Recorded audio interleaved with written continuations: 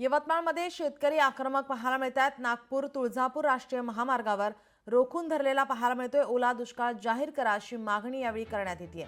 नागपूर तुळजापूर राष्ट्रीय महामार्गावर आंदोलन केलं जात आहे। नुकसान भरपाई देण्याच्या मागणीसाठी शेतकरी आक्रमक पाहायला मिळतात।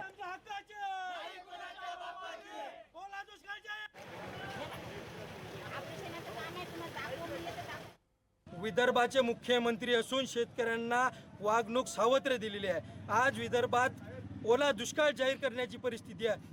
शेतकऱ्यांना कर्जमाफी देण्याची वेळ आहे आणि सरकार मुख्यमंत्र्यांच्या बेडचं टेंडर 21 लाखाचं आणि आमच्या शेतकऱ्यांना एकरी 3400 रुपयामध्ये 3400 रुपयात शेतकऱ्यांचं काहीच होत नाही। आज शेतकरी हवालदिल झालेला आहे। शेतकऱ्यांचं किती सोयाबीन असो, पराठी असो, कापूस असो, त्यामुळे सरकारला विनंती आहे का शेतकऱ्यांना 50,000 रुपये हेक्टरी मदत जाहीर करा, ओला दुष्काळ जाहीर करा आणि शेतकऱ्यांची कर्जमाफी करा। तेव्हा शेतकरी जगेल, नाही तर फुटाण्यासारखा शेतकरी आज मेल्याशिवाय राहणार नाही।